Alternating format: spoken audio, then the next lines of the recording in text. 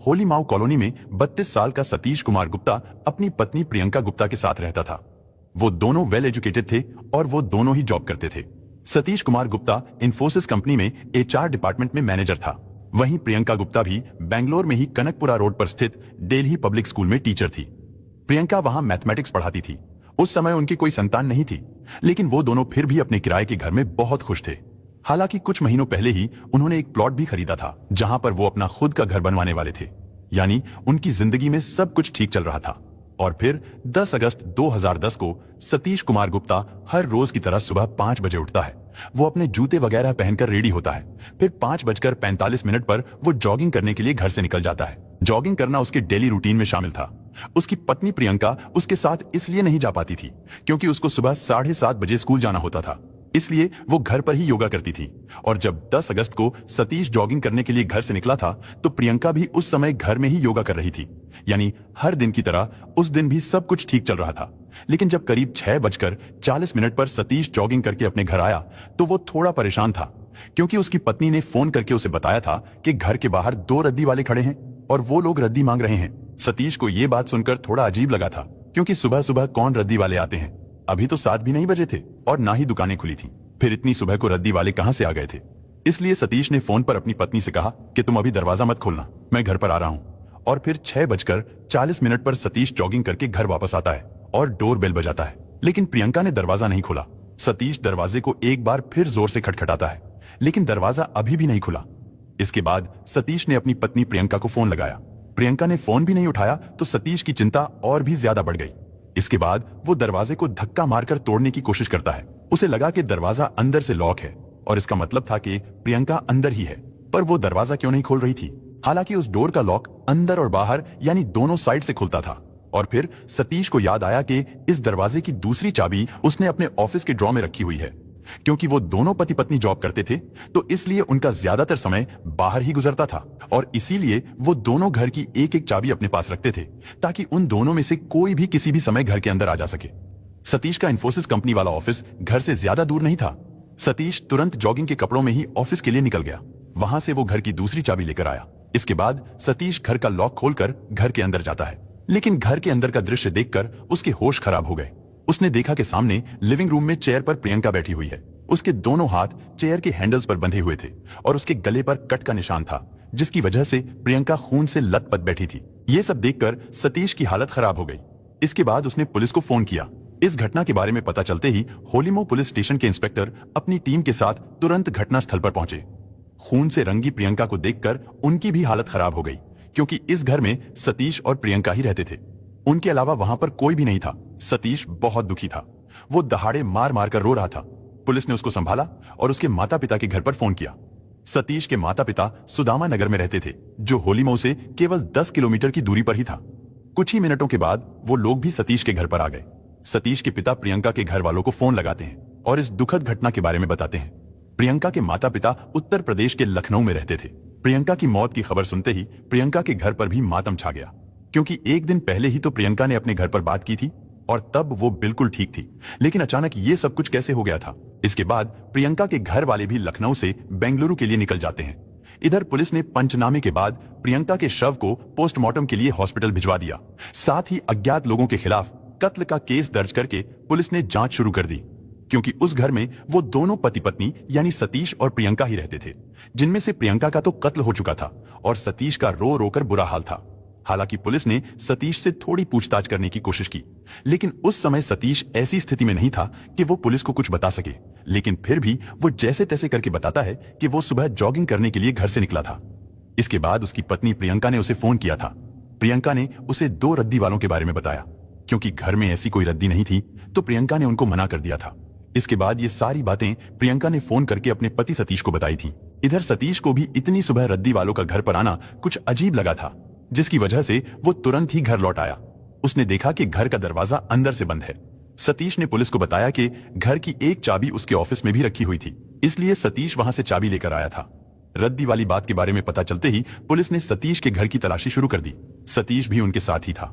उसने पुलिस को बताया कि उसकी अलमारी में करीब 2,10,000 रुपए रखे हुए हैं। उसका कहना था कि वो अपनी पत्नी को एक कार गिफ्ट करने वाला था, जिससे वो अपनी पत्नी को हर रोज उसके स्कूल में ड्रॉप कर सके। लेकिन जब सतीश ने अलमारी चेक की तो सारे पैसे गायब थे। इतना ही नहीं, अलमारी में रखे उनकी शादी के गहने भी गायब थे। और इससे लग रहा था कि शायद ये लूटपाट का मामला है, क्योंकि घर से करीब 2,10,000 कैश और 1,75,000 रुपए के गहने गायब थे। शाम तक प्रियंका के घर वाले भी बेंगलुरु पहुंच गए थे। इसके बाद अगले दिन यानी 11 अगस्त को प्रियंका के शव का पोस्टमार्टम किया गया। पोस्टमार्टम के बाद शव परिजनों को सौंप दिया गया। सतीश का रो रोकर बुरा हाल था और फिर उसने ही अपनी पत्नी को मुखाग्नि दी। इधर पुलिस भी लोगों से पूछताछ कर रही थी, क्योंकि वहां पर काफी रिश्तेदार भी आ चुके थे, इसलिए उनसे भी पूछताछ की गई। सतीश के घर के आसपास कोई सीसीटीवी कैमरा भी नहीं लगा था। जिस घर में वो लोग किराए पर रहते थे वो 3 मंजिला मकान था और वो दोनों पति पत्नी दूसरे फ्लोर पर रहते थे। पहले और तीसरे फ्लोर पर रहने वाले लोगों ने बताया कि उन्होंने उस दिन सुबह के समय बिल्डिंग में ना तो किसी रद्दी वाले की कोई आवाज सुनी और ना ही किसी भी तरह की कोई आहट सुनी। इस बात से लग रहा था कि लुटेरे बहुत शातिर रहे होंगे, क्योंकि ये घटना बेंगलोर जैसे शहर में सुबह के समय घटी थी, इसलिए मीडिया में खबरें चलने लगी थी। पुलिस जांच पर भी सवाल खड़े होने लगे थे, लेकिन फिर भी पुलिस पूरी मेहनत और लगन से इस केस की जांच में जुटी रही। इधर सतीश गुप्ता पत्नी के अंतिम संस्कार के बाद होलीमो पुलिस स्टेशन के बाहर धरने पर बैठ गया। उसका कहना था कि जब तक पुलिस उसकी पत्नी के कातिलों को पकड़ नहीं लेती तब तक वो यहीं पुलिस स्टेशन के सामने ही बैठा रहेगा। पुलिस उसको समझाती है कि आप अपने घर जाओ, हम लोग इन्वेस्टिगेशन कर रहे हैं और हम आपको भरोसा दिलाते हैं कि हम जल्दी ही अपराधियों को पकड़ लेंगे। लेकिन सतीश पुलिस की बात मानने को तैयार नहीं था। यानी जहां एक तरफ पुलिस इस केस की जांच को लेकर परेशान थी, क्योंकि उन्हें कोई भी सुराग नहीं मिल रहा था, और दूसरी तरफ मृतका का पति थाने के बाहर धरने पर बैठ गया था। ये सारी बातें मीडिया में भी बहुत सुर्खियां बटोर रही थी।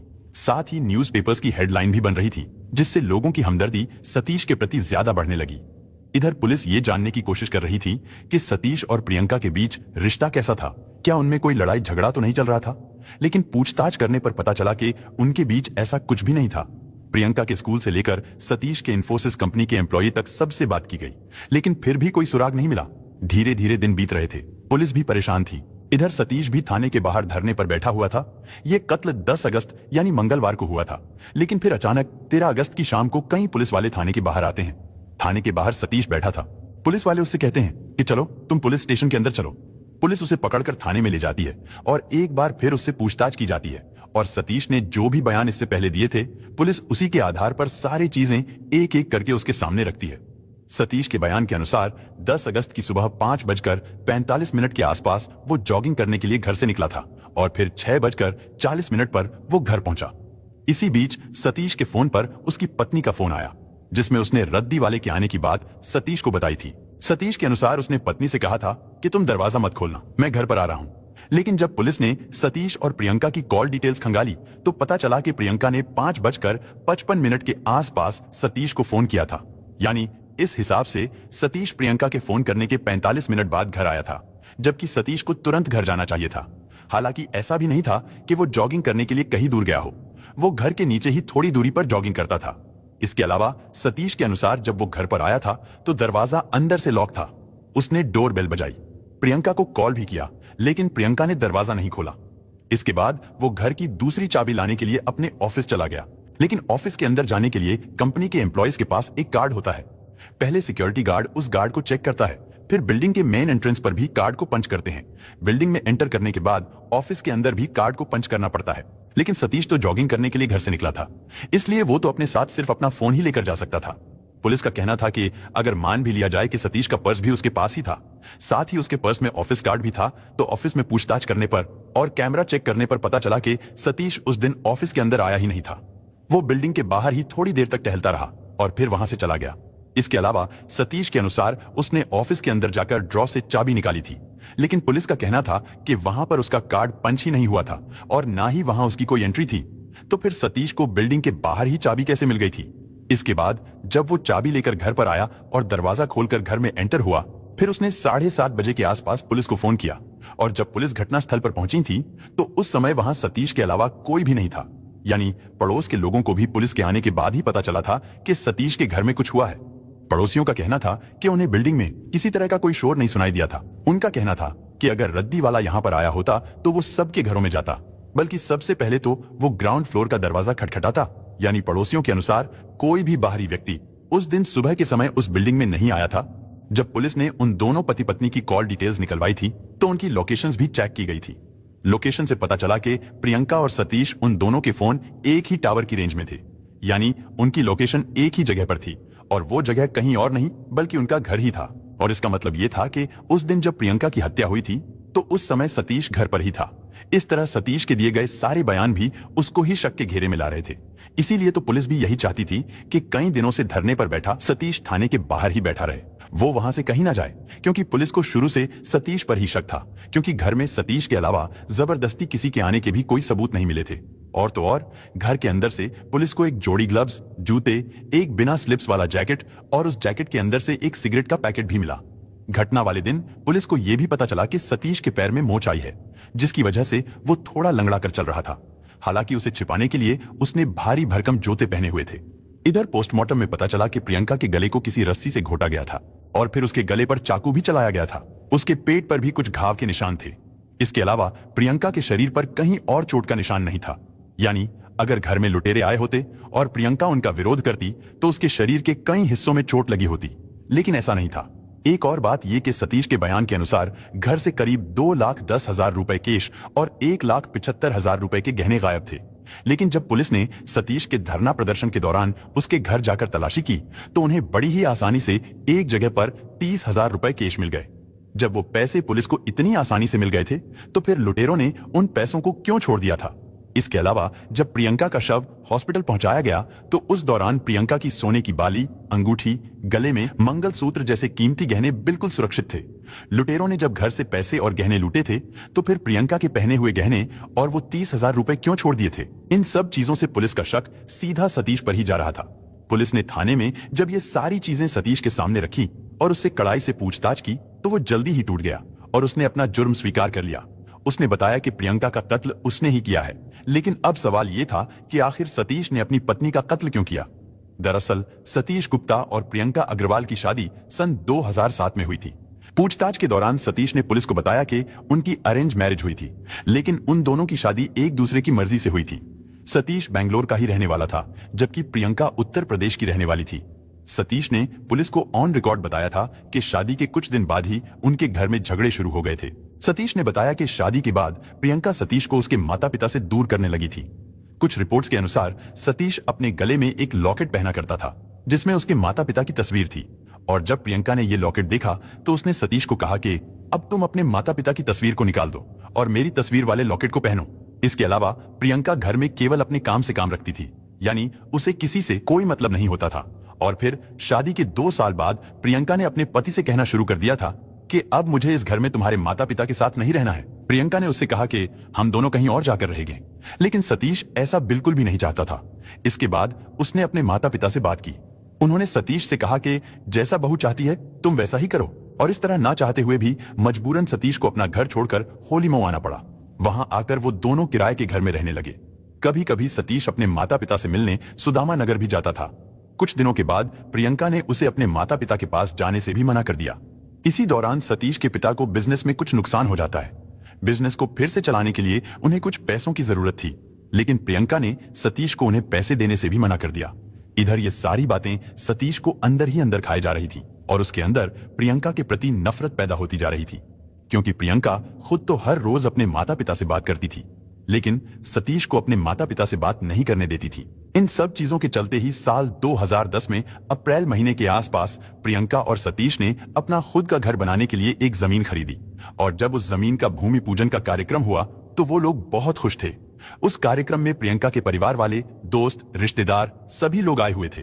लेकिन जब सतीश के माता पिता वहां आए तो प्रियंका ने उन्हें जमीन की बाउंड्री पर ही रोक दिया और उनसे कहा कि ये मेरे पति की और मेरी जमीन है, आप लोगों का इसमें कोई हिस्सा नहीं, आप यहां से चले जाइए।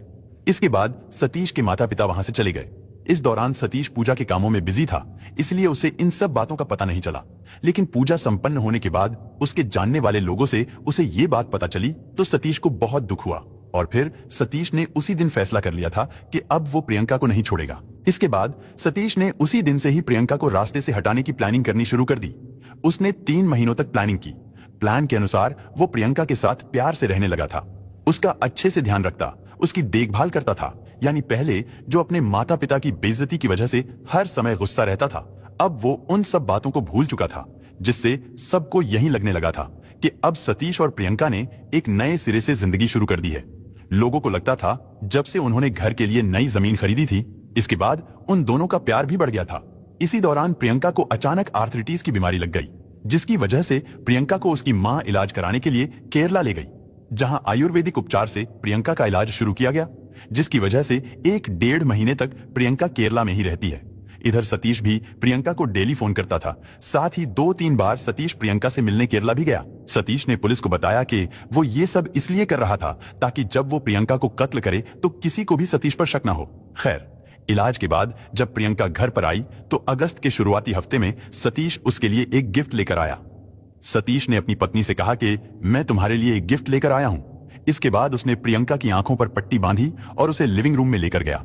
उसने प्रियंका को सोफे की चेयर पर बिठा दिया। इसके बाद उसने अपनी पत्नी की आंखों से पट्टी हटाई। सतीश ने सामने की दीवार पर खुद की और प्रियंका की एक बड़ी सी तस्वीर लगाई थी। ये देखकर प्रियंका बहुत खुश हुई। इसी तरह सतीश अपनी पत्नी को गिफ्ट देने लगा।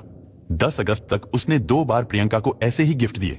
इसके बाद 10 अगस्त 2010 की सुबह को सतीश उठता है और वो प्रियंका को भी जगाता है, क्योंकि आज के दिन भी सतीश गिफ्ट लेकर आया था, जिसके लिए प्रियंका भी बहुत एक्साइटेड थी। इसके बाद सतीश ने फिर से उसकी आंखों पर पट्टी बांधी और उसे ले जाकर सोफे की कुर्सी पर बिठा दिया। सतीश ने प्रियंका से कहा कि आज का गिफ्ट मैं तुमको अपने हाथों से पहनाऊंगा, लेकिन तुम उसे टच मत करना। प्रियंका ने कहा कि ठीक है। सतीश ने उससे कहा, मुझे तुम पर भरोसा नहीं, क्योंकि अगर तुमने उसे टच किया तो फिर गिफ्ट देने का कोई मतलब नहीं रहेगा। इस पर प्रियंका ने कहा कि फिर एक काम करो, तुम मेरे हाथों को बांध दो। सतीश तो चाहता ही यही था।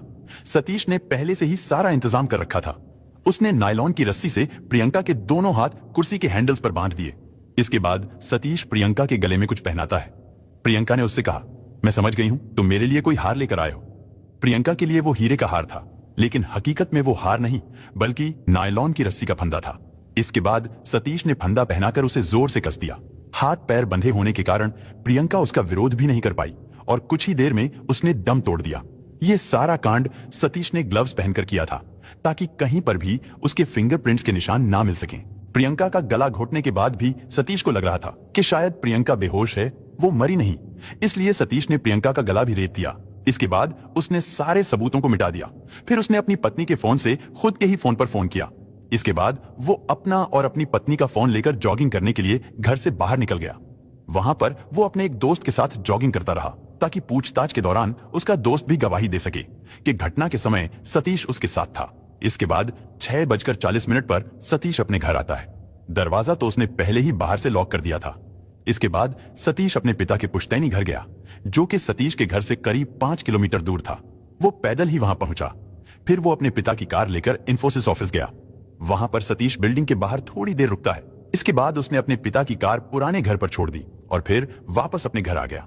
प्लान के अनुसार सतीश ने घटना के एक दिन पहले यानी शाम को ही ऑफिस से चाबी निकाल ली थी।